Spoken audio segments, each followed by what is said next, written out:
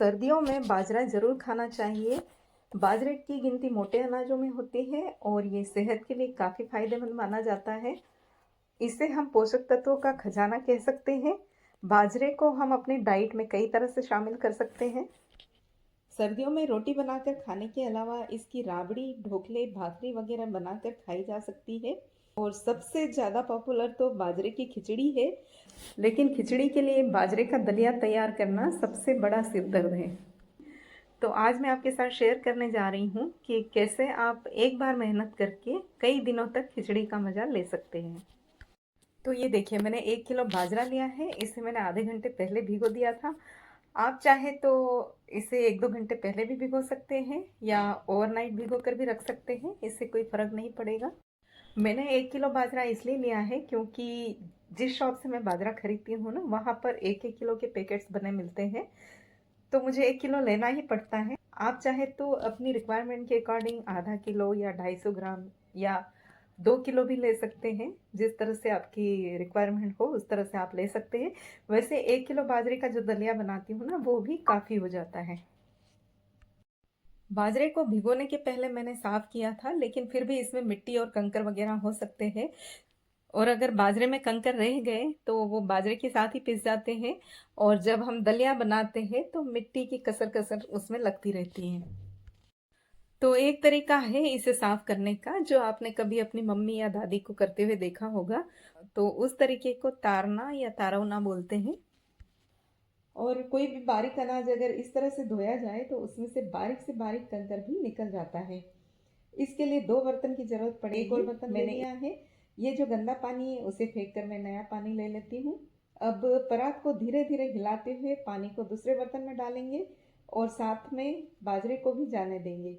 फिर से पानी को परात में लेंगे और फिर से दूसरे बर्तन में डालेंगे।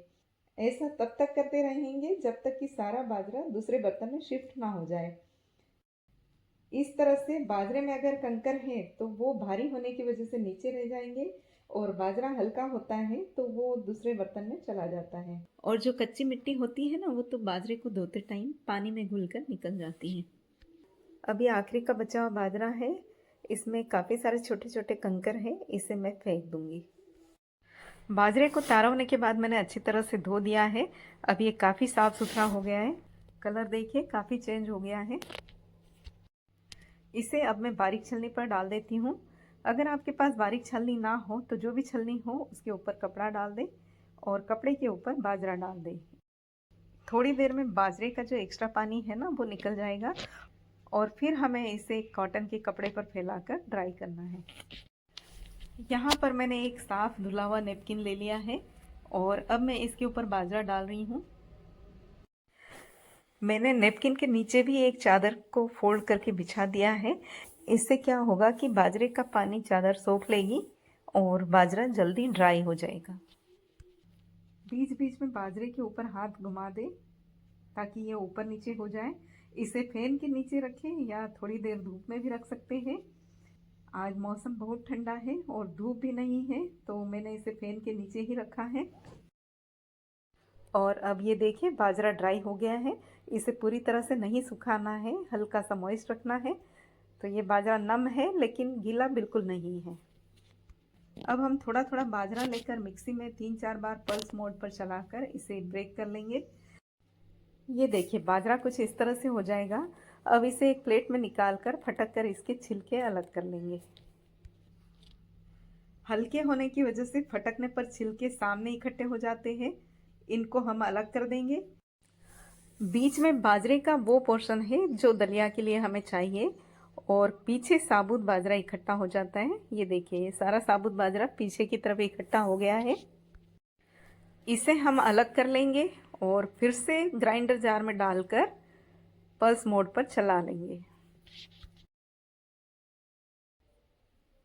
देखिए एक तो ये तरीका है कि फटक कर आप छिलके हटा दें और जो पीछे बाजरा इकट्ठा हो जाता है उसको दोबारा पल्स मोड पर चला दें। लेकिन इसमें एक प्रॉब्लम है, जब हम बाजरे को दोबारा पल्स मोड पर चलाएंगे तो जो साबुत बाजरा है वो तो टूटेगा, लेकिन जो ऑलरेडी टूटा हुआ है वो और बारीक हो जाएगा और आटा बन जाएगा। तो आपको क्या करना है, उसे छलनी से छानकर अलग कर लेना है। देखिए यहाँ पर ये बाजरा है जिसे मैंने पल्स मोड पर चलाकर उसके छिलके निकाल दिए हैं। अब एक मोटी जाली वाली छलनी लेकर उससे इस बाजरे को छान लेंगे। छानने से जो मोटा मोटा और साबुत बाजरा है ना, वो छलनी के ऊपर रह जाएगा और जो पीस चुका है वो नीचे परात में चला जाएगा। अब ये जो छलनी के ऊपर वाला बाजरा ना, उसे मिक्सी जार में डाल देंगे। इसी तरह से सारा बाजरा छानते जाएंगे और जो छलनी के ऊपर वाला बाजरा है ना, उसे मिक्सी जार में डालते जाएंगे और जब इकट्ठा हो जाएगा तो इसे फिर से पल्स मोड पर चला लेंगे। अब यहाँ पर मेरे पास दो तरह का बाजरा है। एक तो वो जो छानने के बाद बारीक वाला बाजरा निकला, और ये मोटा वाला बाजरा जिसको मैंने दोबारा पल्स मोड पर चलाया। अब इसमें एक भी साबुत बाजरा नहीं है, तो इन दोनों को अब मिला देते हैं।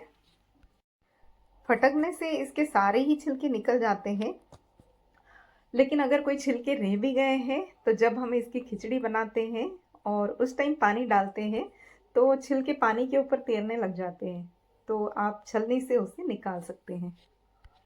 अभी यहाँ पर मैं आपको दिखाती हूँ बाजरे में से कितने छिलके निकले हैं। ये देखिए कितने सारे छिलके निकले हैं। करीब करीब बाजरे के सारे ही छिलके निकल गए हैं। और ये दलिया अभी मॉइस्ट है, मतलब इसमें पानी नहीं है, लेकिन ये गीला है, बिल्कुल सूखा नहीं है। तो इस तरह से आप 2-4 दिन तो इसे फ्रिज में रख सकते हैं, लेकिन लंबे टाइम रखना है तो इसे 1-2 घंटे धूप दिखा दीजिए या फैन के नीचे सुखा लीजिए और उसके बाद एयर टाइट डिब्बों में भरकर आप फ्रिज में रख दीजिए। तो ये काफ़ी दिनों तक, या अगर ठंडी में शुरुआत में आपने बना लिया तो पूरी ठंडी ये चल जाएगा। तो ये बाजरे की खिचड़ी के लिए दलिया तैयार है। इसे आप प्लेन बनाइए या अलग अलग सब्जियों के साथ बनाइए, कभी पालक के साथ बनाइए, कभी मिक्स वेजिटेबल्स के साथ बनाइए। जैसे चाहे आप बनाकर इसका मज़ा ले सकते हैं। मैं आधा दलिया ऐसे ही स्टोर कर रही हूँ।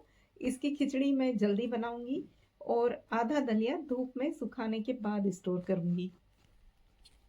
सूखा हुआ दलिया जो है लंबे टाइम तक खराब नहीं होगा। तो भाई मैंने तो तैयार कर लिया है दलिया कई दिनों के लिए। अभी ठंडी बाकी है, आप भी जल्दी से कर लीजिए।